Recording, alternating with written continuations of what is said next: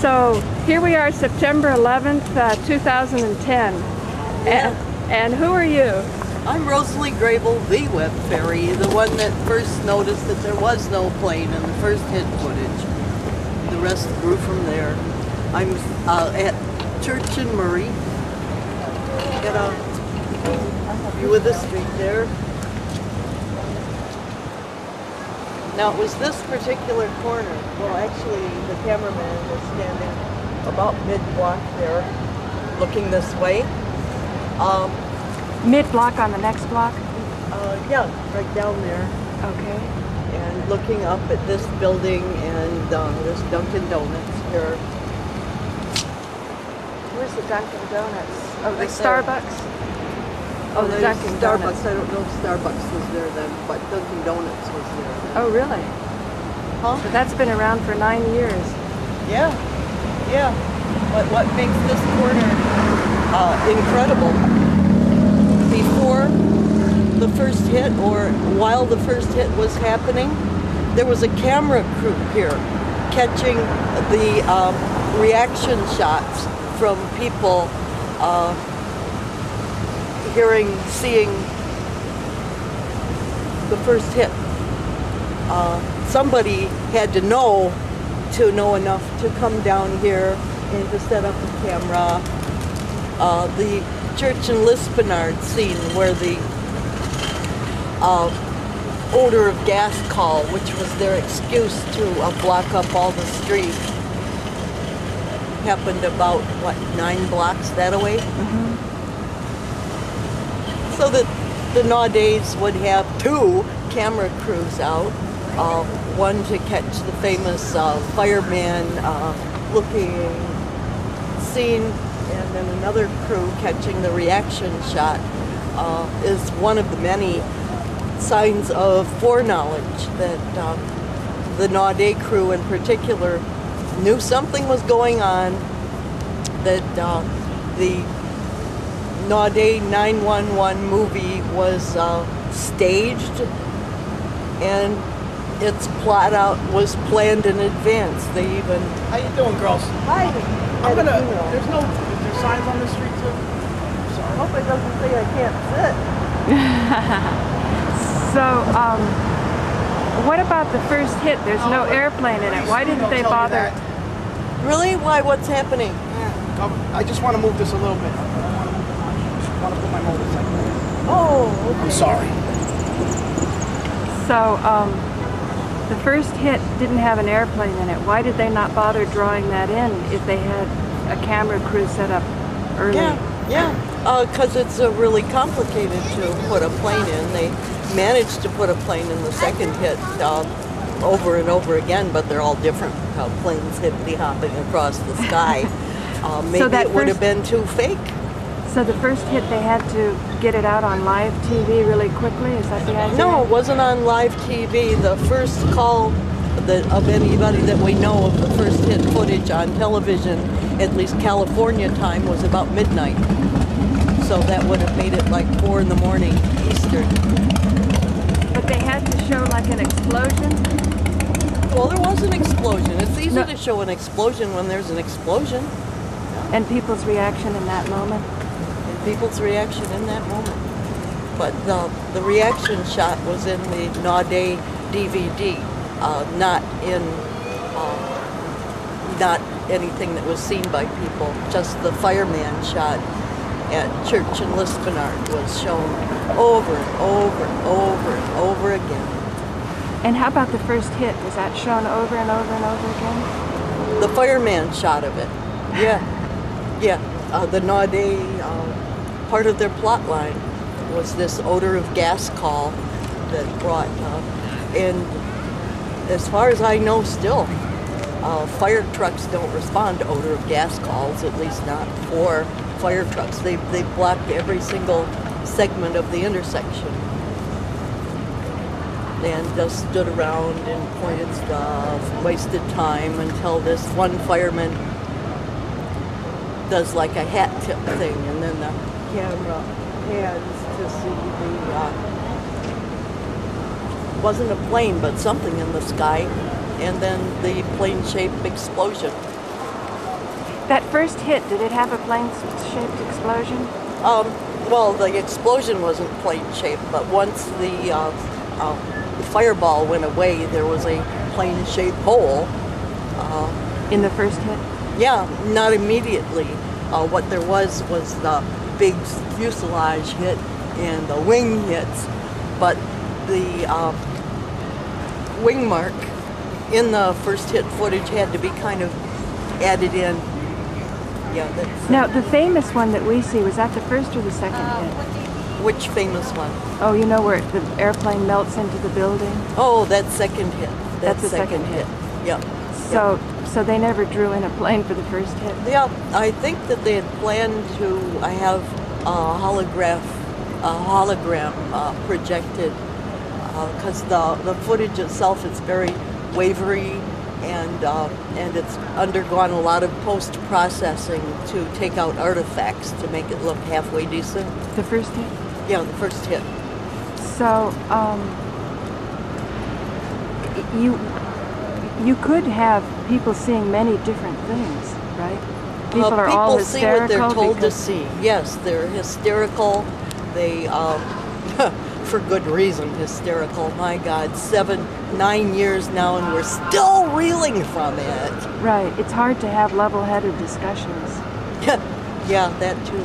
But you had trouble right from the beginning. When you saw the first hit, tell me about that. How long did it take God, to see it that? was in March or April of 2002 when I first noticed there was no plane in the first hit footage. And I could see this because I have incredible visual acuity. My employment was French hand stitching, making repairs on antique garments. I could put 16 stitches in an inch in close copyment of the work of Philippine sewing nuns of the turn of the century. But once you have the concept, you don't really have to have such good eyesight. You just go frame by frame and you say there's the before frame and the after. But they kept saying that the plane was hiding between the frames. So because we're told that, we think it must be there even though we don't see it. Right. Yeah, we're really hypnotized, and it's easy to hypnotize trauma-conditioned people. It becomes part of what is rational to them. Right. So you're being able to see it is just confidence that you can see more things, not that you're actually seeing more, because you don't have to look like stitches. No, I was just as taken in by it as everybody else until I noticed that there was no plane in the first hit footage. Yeah, I was even willing to believe that planes could fly through buildings, only I thought that the first hit, it must have hit on the other side and that was it coming out. But that was kind of silly in retrospect. But it makes me able to understand why people would believe all this silliness surrounding it. But I think the silliness is part of group acceptance. You Yeah. never have to challenge Yeah. being in the group. Yeah, when the group is 99% of humans who watched television that day or had somebody tell them, yeah, a plane hit the building. And it was kind of lodged in their head forever. I'm going to stand up. What is going to be happening? I guess that's where we used to stand, way down there.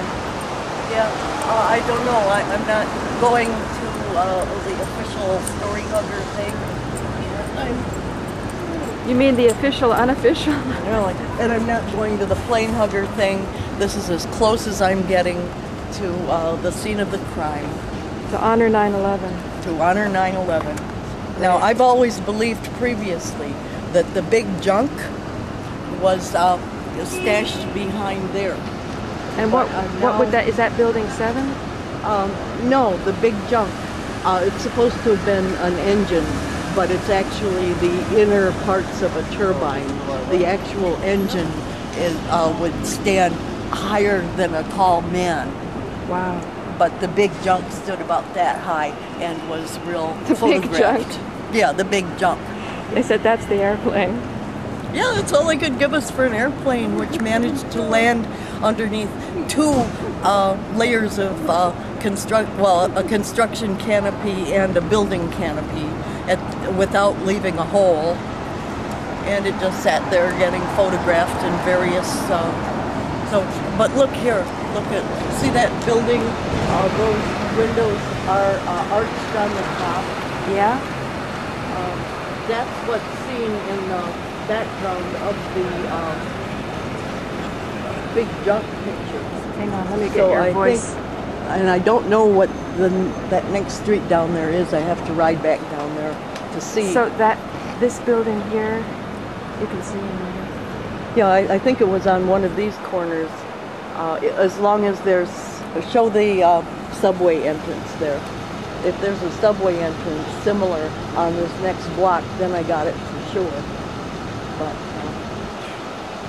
I've never been able to quite understand where the big junk was. I thought that it was tucked behind here, but the subway position is in the wrong spot for being...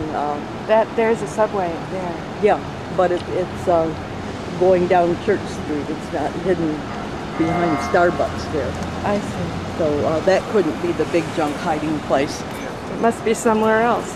Yeah, so I think it's the next one. What I think we really need are some experts to come out to talk about what's possible and what's impossible. I know one man I met recently who's an engineer who heads up, like big commercial airlines. He would be responsible for all the airplanes going out. Mm-hmm. And he told me in passing that it's impossible for airplanes to fly into buildings, but does he want to come on my show and talk about it? That's a whole nother story.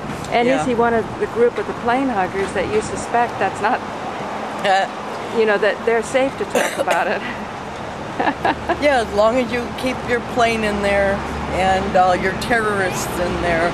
But once you know there were no planes, then it becomes a whole different group of terrorists. And these terrorists belong to the government or belong to the secret government who has access to technology that we don't. Tesla technology specifically. Right. Why do you suppose that Lynne Stewart, as smart as she is, never went no planes?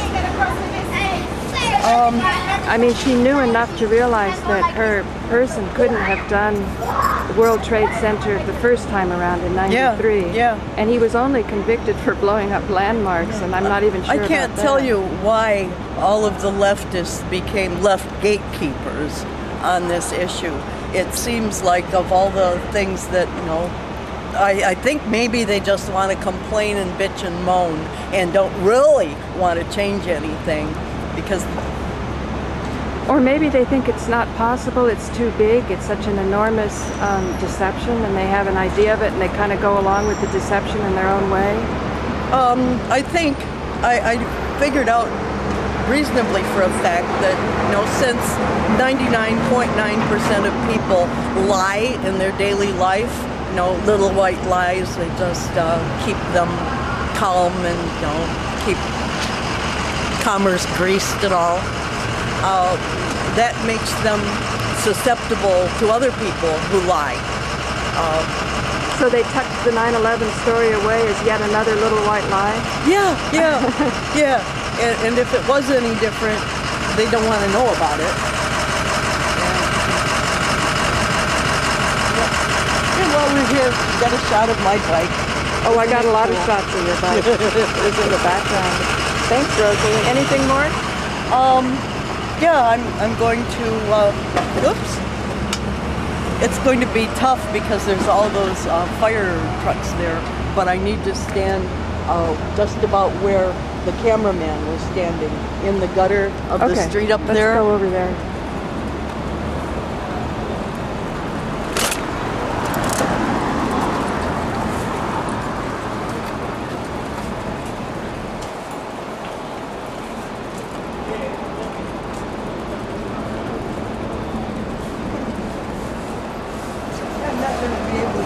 Shot because the cameraman was standing in this gutter right here, looking that away when he saw... Which cameraman? You mean the original guy? The cameraman who caught the reaction shot to the first guy. And the 9/11 video shows it in slow motion. So he was probably right here. Yeah. And the buildings you can see here, they belong there in the skyline, and they're not there now. Right.